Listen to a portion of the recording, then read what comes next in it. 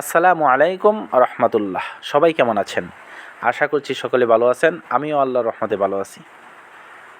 গত ভিডিওতে আপনাদেরকে দেখাইছিলাম যে আমার ফার্মের সমস্ত মুরগি বিক্রি হয়ে গেছে। অল্প কয়েকটা মুরগি নেওয়ার পর এত পরিমাণ জ্বর এবং বৃষ্টি আসছে, যার কারণে পরবর্তীতে আর গাড়ি আসতে পারে নাই এবং মুরগিগুলো ডেলিভারি হয় নাই, নিতে পারে নাই।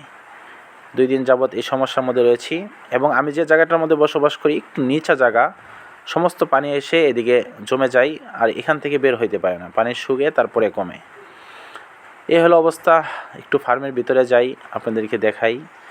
ভিতরে অবস্থাটা আলহামদুলিল্লাহ সব মিলিয়ে ভালো, কিন্তু চতুর্পাশে এখন পানি জমাট হয়ে গেছে, পানি জমে গেছে, যার কারণে অনেকটা সমস্যার সম্মুখীন এখন আছি। প্রচণ্ড পরিমাণ যদি বৃষ্টি হয় তাহলে কিন্তু পানি 1 ইট বা 2 ইট থেকে থাকবে আর বাকিটা কিন্তু ভরপুর হয়ে যাবে। গত যে কয়েকটা বৃষ্টির মধ্যে এমনটাই হয়েছে। তো আশা করতেছি সেই পরিমাণ বৃষ্টি হবে না, হয়তো বা বৃষ্টি কমে যাবে। তো এই হলো আমার বর্তমান ফার্মের অবস্থা। এখন আপনাদেরকে আমি আজকের এই ভিডিওতে বলতাম যে কত টাকা বিক্রি করলাম, কত টাকা আমার খরচ হইলো এবং কত টাকা আমার লাভ হইলো, সব বিস্তারিত বলতাম। কিন্তু দুর্ভাগ্যের ব্যাপারে যে মুরগিগুলো নেয় নাই, মাপ হয় নাই। নেওয়ার পরে কিন্তু আপনাদেরকে ইনশাল্লাহ আরেকটি ভিডিওর মাধ্যমে সব কিছু বলবো। আমার লক্ষ্য একটাই, যদি লাভবান হতে পারি, এটা যদি আমি তুলে ধরতে পারি। এখানে লস আছে, লস এবং লাভ দুইটা নিয়েই তো আমাদের ব্যবসা। আমার উদ্দেশ্য হলো এটা যে একজনও যদি উপকৃত হয়, যে বসে থাকার চাইতে অথবা অনর্থক অযথা সময় নষ্ট করার চাইতে একটু কাজ করি। এবং আমি বারবার এই কথাটা বলি যে যারা মসজিদের ইমাম সাহেব রয়েছেন, নিজ মহল্লার মধ্যে যদি কাজ করে থাকেন তাহলে আপনি সবচেয়ে সহজ আপনার জন্য এই ব্যবসাগুলো করতে পারেন। এটাই করতে হবে এরকম কোনো কথা না, যে কোনোটাই করা যাবে, ব্যবসা করলেই হলো। যেহেতু আল্লাহ তাআলা বলেছেন, ব্যবসার কথা কোরআনে এসেছে, সেহেতু কোনো সমস্যা হওয়ার কথা না, যদি ন্যায় শৃঙ্খলা অনুযায়ী ন্যায় নীতি ঠিক রেখে তারপরে ব্যবসাটা করেন।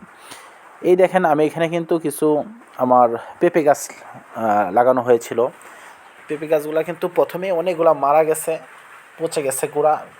পেঁপে গাছগুলো লাগানোর পর থেকে কিন্তু বৃষ্টি বাদল, যার কারণে সবগুলা টিকে নেয়। তার মধ্যেও কিন্তু কিছু পেঁপে, মোটামুটি 50টা পেঁপে গাছের মতো টিকছিল, কিন্তু আজকের বৃষ্টির কারণে হয়তো বা আরও ক্ষতি হবে।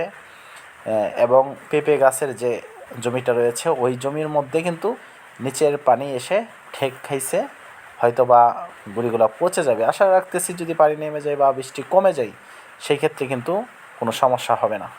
সবসময় দোয়া করবেন যাতে করে সমস্ত মানুষ শান্তি মতো, কোনো আজাব গজব এর ভিতরে যেন মানুষ না পড়ে। এই জন্য আপনাদের কাছে দোয়া চাই, আমার জন্য দোয়া চাই এবং আপনাদের জন্য সব সময় দোয়া করি যাতে করে আল্লাহ তাআলা সমস্ত দুর্যোগ থেকে আমাদেরকে হেফাজত করেন এবং ন্যায় এবং নিষ্ঠার সাথে যেন পৃথিবীর মধ্যে বসবাস করতে পারি এবং আমল করতে পারি, আমল করে জিন্দেগি চলাইতে পারি। সেই তৌফিক আল্লাহ পাক রব্বুল আলামিন আপনাকে আমাকে দুনিয়ার প্রত্যেকটা মানুষকে দান করুন, আমিন। আসসালামু আলাইকুম রহমতুল্লাহ।